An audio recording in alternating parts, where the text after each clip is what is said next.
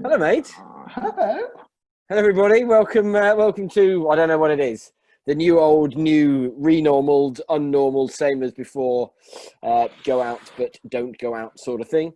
We're back. Strategy sessions. I normally have normally here. Oh, I missed the head. Yeah, that doesn't work. No. Yeah, so we just thought we would jump on and talk some more as we did before in the old normal, new normal thing. Yeah. Well, it's been a while, hasn't it, since we've sat next to each other? Because we always record in advance, so it must be, I don't know, January, February, something. Yeah. Which seems ridiculous. Have we missed anything? Has anything happened? Anything going on? I've just been in, if I'm honest. But that's kind of what we thought about. Like as apparently, or so they say, whoever they are, that we're coming to the end of whatever that was. Yes. Into a new whatever this is thing. Yes. And we thought, you know, as strategy people, as creative types, we thought we should share some ideas on what's changed and what's next after you change stuff. So is there anything significant that you could think may have changed for our audience of smallish business owners out there? Well, I mean, yeah. Here we go with the kind of the classic marketing answer that, you know, kind of yes, at some level, you know, there is enormous things that have changed, but and again, it's difficult not to sound kind of, you know, kind of trite, but the truth of the matter is no. In terms of kind of moving business forward, growing business forward, you know, and the stuff that we kind of tend to talk about when you sit here. Kind of know, you know, we've all seen this before. I mean, you know, the cause no, but we've all seen kind of businesses get hit. We've all seen sort of such momentous, you know, kind of fluctuations where businesses have one day been great and the next kind of stopped. And we've seen that for you know, for forever. Anyone in business has sort of seen it, you know, not perhaps the severity, whatever, but as I'm sure you and I have said before, you know, it's the same rules apply. You know, I think, you know, people that, I think perhaps the biggest, let's call it the kind of the biggest kind of micro change, which again is a completely nonsensical thing to say, is that I think that we will see over the last year, 2 years, 3 years, we've been able to get away with bad marketing. I think we've been able to get away with lazy marketing. And I think as we come out of this thing, I think that will be something we just can't do anymore. I think the, you know, in the short term, I think there is a bit of a storm coming. As things get unlocked, more people will kind of have to, because their livelihoods and their lives depend on it, that they will have to market where perhaps they didn't do before and into different areas they didn't do before. You know, a lot of people who only network will now have to shout and scream into the world a bit more. And I think we are into a place where badly thought through, ill thought through, non-targeted marketing, whereas you could sort of get away with it a bit before, because there will be so many new people. Let's say there'll be more noise out there. I wonder if people will be more cautious about purchasing. I don't know. So you tie those two things together, you may have more noise and less buyers, and you end up in a, you know, in what could be for some, I think, a really quite tricky situation.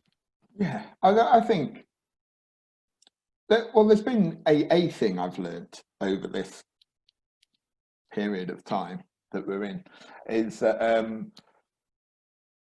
like it's not the same for any two people, right? I know people who are literally in the same game as me, like literally do the same type of work to the same type of people for around the same money, like they're in the same game. And either side of me, who, if I'm honest, it's been all right. It's been kind of fine. Are busier than ever over here, like proper busy, like stacked out 2 or 3 things a day, like global clients, like having the time of their career, right? Yeah. And people over this side, like not had a zilch since March. And we do the same thing. Like each individual's worldview is now everybody's individual worldview, right? But which makes generalizing or giving advice that's good to anybody difficult. But one thing that I have found solace in and found a bit of clarity in amongst that messiness is that the reason you do stuff, the why or the purpose behind the thing, right, doesn't change, right? That is still the thing that drives you forward, right? You need to provide for your family, you're solving world poverty, whatever it is, right? Whatever your reason is, you might just sell kids' bikes because it's a good way to make money. You can go on 3 holidays a year. That's cool, right? Whatever it is, the reason, the driver, the thing behind it, still in place. In fact, probably stronger than ever. The how you get to that point, the stuff you have to do, the day-to-day tactics and tasks and bits and bobs may change. Like I designed this year to particularly just do speaking and in-person workshops, which I had a lovely time doing for maybe for you? yeah, went pretty well until Friday the 13th of March when that ended. And it's not back now. It's not back now. I do stuff online. It's not as good. It's all right. It's all right. You know, it's as good as can be expected. There's some bits that just don't transfer from real life stuff into a Zoom meeting, but like we have no choice. Yeah. So you just accept it. It's a mindset challenge, right? Yeah. I still need to get to where I'm going to get to. The bits I have to do on a day-to-day basis hasn't changed. The stuff where I'm going long-term, my long-term plan hasn't changed. And I'm sure long-term plans for many businesses haven't changed. But we're in this weird short-term window, right? This 3 months, and then the next maybe 6 months, and then the next maybe 9 months, until we get to 12 to 18 months from now, from this time. We don't have, like, nobody has the answer of if it's going to be all right next year. Like, we don't know. Like, nobody knows. I don't know. I'm not sure the government knows. I'm not sure Chappers knows. Like, nobody knows. People assume a bunch of stuff and they go, well, it's obviously this. And go, well, we don't have that luxury to know what the short term looks like. Do you know what I mean? But we do have the ability to still be guided by that thing that we need to achieve. Do you know what I mean? Yeah, I think that's sort of, it's a bit back to, like, at some level nothing's changed in the fact that what we need to do in the concept of it is it's still the same thing. Still the same thing. We've just got to think about it differently. And I think people that have got all their business from networking, if they don't do something, that becomes ridiculous. And yes, it can go online, and maybe that is the thing. But I think, I think as you and I said before, it's going to take more thought. It is going to be a challenge, and I don't want to kind of sound flippant because it's a massive event. I think it's, one of my biggest bugbears is people don't think. People don't think, and there's a brilliant you showed me, Michael Owen. Is it 50 odd? 50 odd. Yeah. People should go and look at the 50 odd blog. I mean, just kind of almost poetic brilliance, really. But not thinking is the thing. That there are lots of examples out of this. But I think whereas before you could get away with it, now you can't. And I think and going forward you can't. So I think it is this kind of granular clarity of as ever, starting with that exact right person, and that's going to be way more important than it's ever been. And then the right thing to them, and doing it in the right way. And I think, those that have been potentially hardest hit, I think, out of this are people that have perhaps put but very little truck in the relationship they have with existing clients, have just seen them as cash. And, and that's not to do anyone down, because I guess we've all sort of been in that place, but, we've seen this coming over the last X many years, that as markets get fuller, that relationship piece is massive. And I think, people have been kind of hurt by that. And I think as a slight caveat to that, if you don't feel you have a relationship with your existing clients and your prospects, it's never too late. But it becomes as, nurturing those guys becomes as important. It should always be, but becomes as important as you're getting the new stuff on, and probably as we go on, more important. Yeah, I said right in the beginning, right, the thing the thing that this is going to be is that we are all now, no matter what products or services we sell, right? We are now all in the relationship business. Yeah. Right. That's the only thing we need to build, because they're the deeper the relationship, the more chance it will survive out the other end of this thing, which I don't know when it is. Yeah. I don't know. It's not the end of June. There's a ripple effect, right? It might get back to semblance. I don't know when the end is. If I'm honest, like, at some level, it's difficult because I don't want to sound like an idiot, but not anymore. So, at some level, it doesn't change. We're always in the state that we are now, that as business owners, we need to adapt and grow and move forward. This time it just happens to be something else that has caused it, but it's caused it pretty badly. But I think this, if people are sitting and waiting for an end point, I think it's going to be really painful, because yes, of course it will end and it will go away and it will become this anecdote we speak about in X many years. But, as ever in business, it is this ability just to do the right things, do less of the right things, I suppose.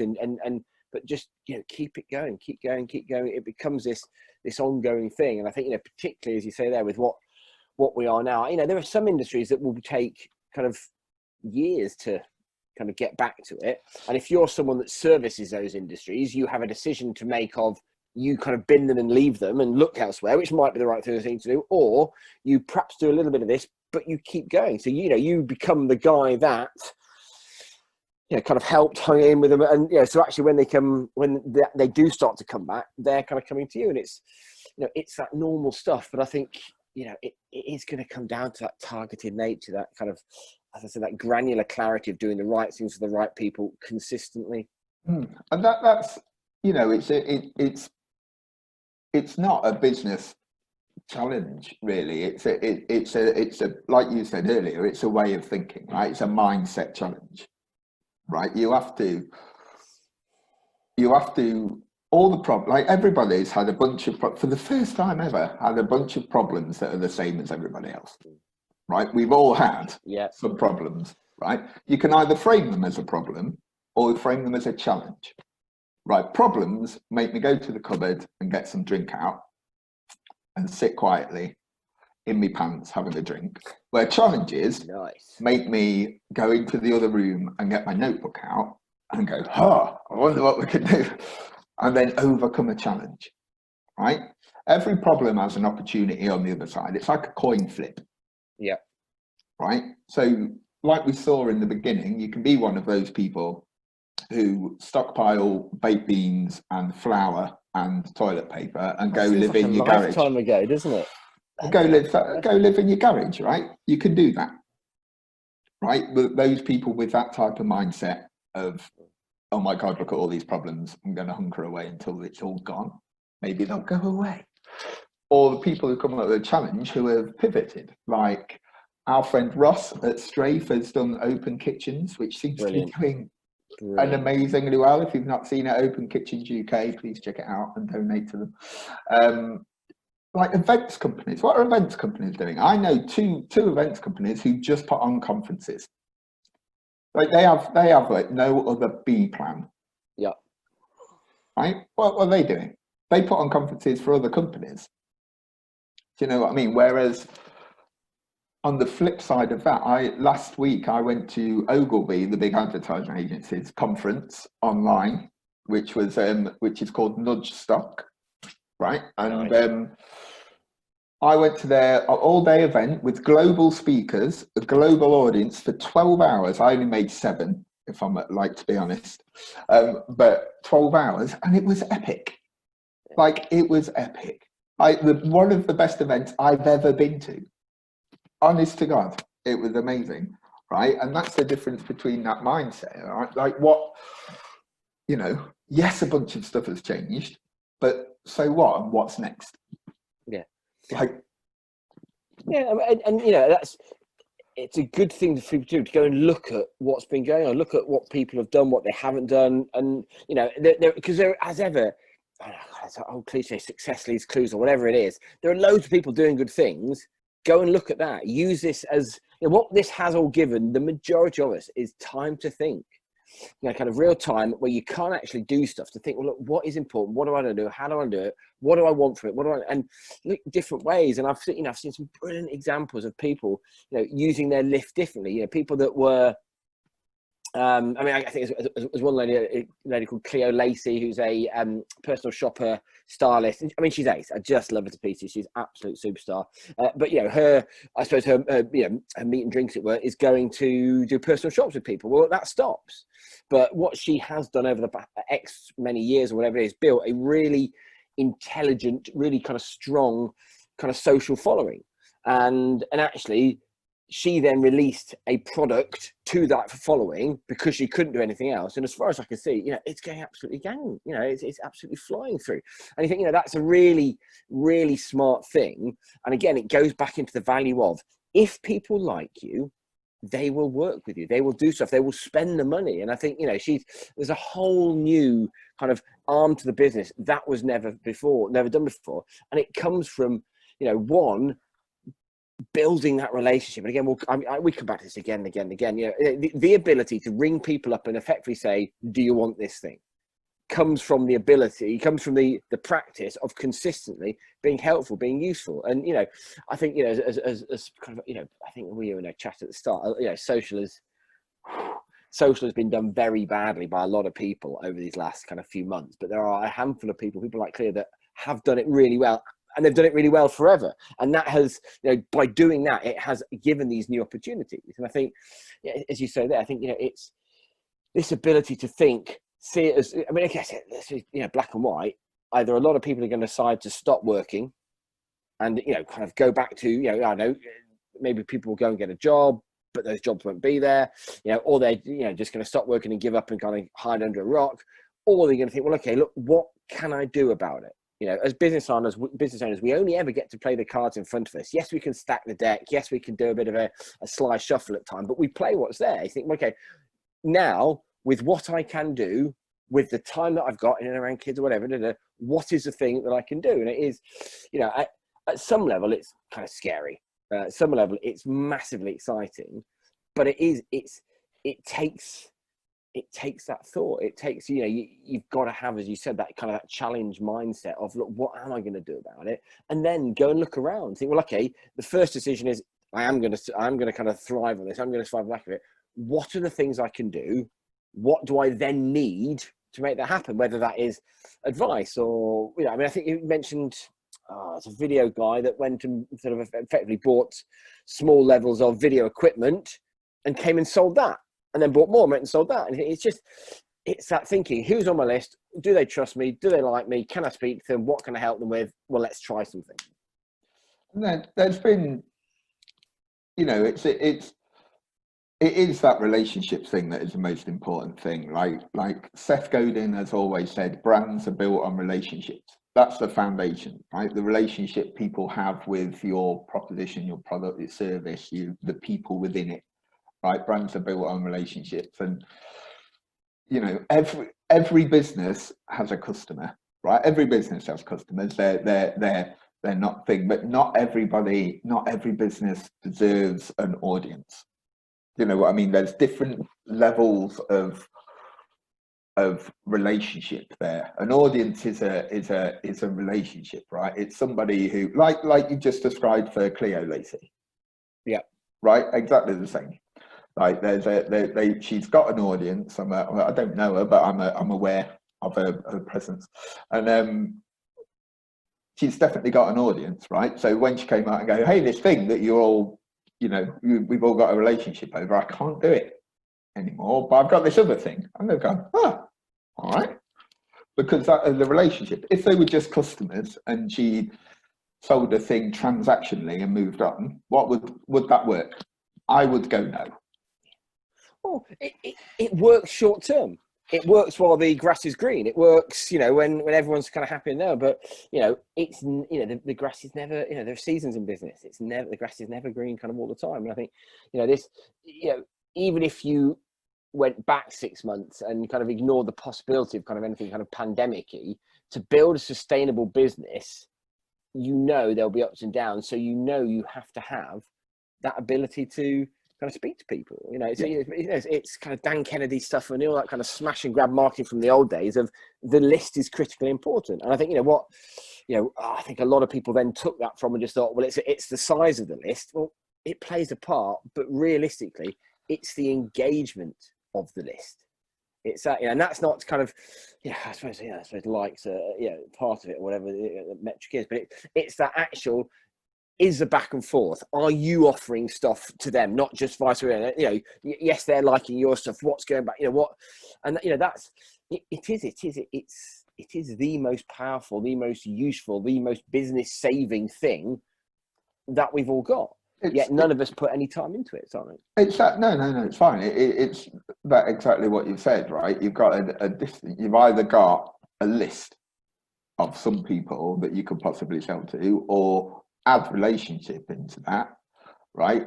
It becomes a depth. There's a depth to it. There's a more feasible thing. You can buy a list, can't you? Yeah. You know what I mean? You can achieve 20,000 Instagram followers with very little depth. I want to say, not to go on an Instagram rant, but very little depth. But with very little depth. You know what I mean? But if you add relationship into it, that becomes an audience. You've got more reason to contact them. It's a two-way street, right? They've got more reason to listen. You've got more reason to speak. Do you know what I mean? Yeah, and it needs to be seen as legitimate a marketing tool as copywriting, as website, as everything else.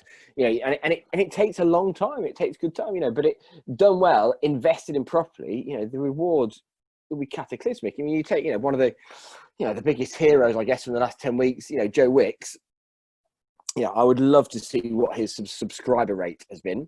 And I bet that has absolutely rocketed. But the sheer amount of people that he is now more than in their consciousness, whatever the phrase is, as and when and if, as, who, as you might. But if Joe decided to, release,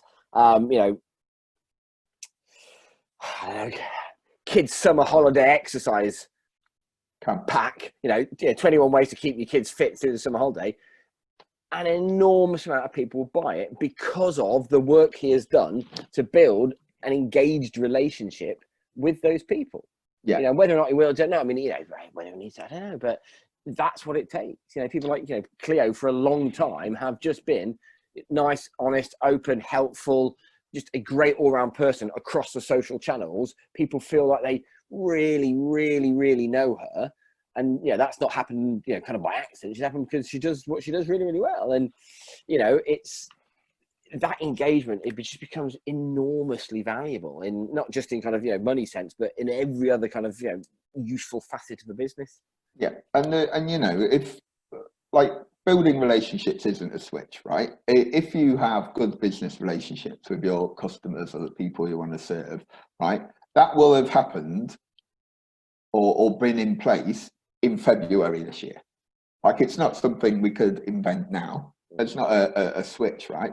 It's that brings us back to the beginning of nothing's really changed. You should always be building good business relationships. It's not a thing. It's not changed. It's still relevant now. It's still surviving now.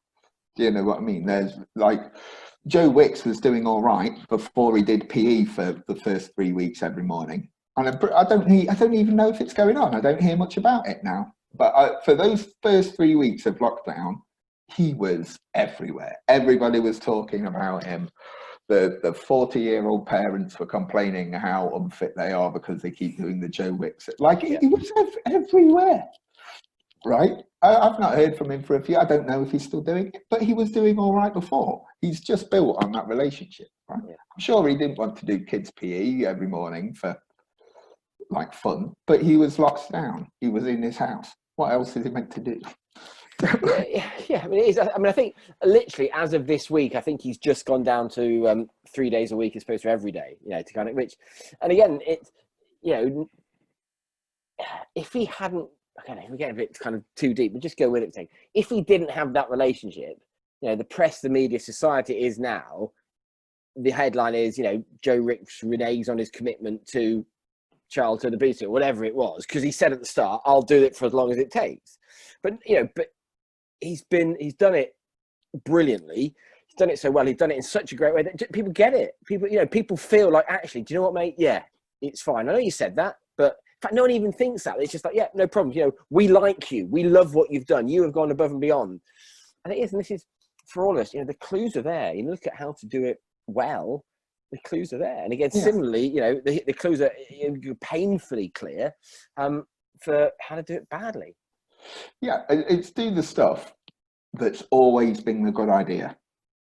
You know, like building relationships is always a good idea. It's never been not a bad idea. Yep. Do you know what I mean? Like there's like having a long-term vision or a goal or a purpose or whatever it is always a good idea. If you had a long-term vision before February, it should still be the same long-term vision. It's been 3 months. Like, it's okay.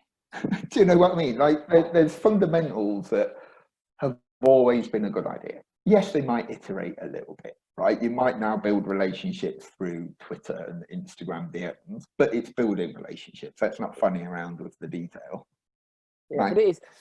But it's the seriousness of it. No one's kind of, I don't know, not no one. Very few people seem to think about, treat it, as I said before, as serious as running Facebook ads, as serious as whatever it is, PPC, whatever. It's a tool, and that means it needs a plan, it needs a strategy, it needs a set of actions, and it needs consistency, week in, week out, day in, day out, doing the right stuff. Year in, year out, right? It's all the stuff that's always a good idea pays off in the long term. Yes, you'll get quick wins, but building brand pays off in the long term. Building a good business network pays you off time and time again for as long as you maintain it. I know it's difficult to not think short term, especially now. Yeah. Right? Really difficult. We said that in the beginning, that people's windows are a lot shorter. But in February, January, and back end of last year, when we had it good, do you know what I mean? When we were being a bit lazy, where we could, in theory, fanny around with marketing and there was enough work to go round that it was fine. Right? Even then, we should have been doing the right stuff. Yeah. Because the people who didn't have that depth of thought, who hadn't, I know we've been banging on about this for 2 years now, didn't have a plan or a strategy, right? Now we're going, oh shit, I just did it. Nobody cares about my Instagram stories now. Yeah. Nobody's responding to my Facebook ads. Yeah. No, they're not. Yeah. It's because everybody's got more important things to do now. People. So I suppose to answer your question, kind of right at the start, is what's changed and what's next. Is kind of what's changed in many levels is nothing. It's always been about the right sort of thing. Yeah. With the focus always on kind of relationship, because once you've got a relationship, you can sell anything. You can't sell anything without a relationship, etc., etc. And then kind of what next is effectively kind of. I think there are two options. You either continue to do what you've done, and probably step it up more so because that the world is hurting. There is pain out there that even kind of simple stuff of, look, we're just checking in. What as in putting some real kind of priority on that. So kind of option one is continue to do what you're doing.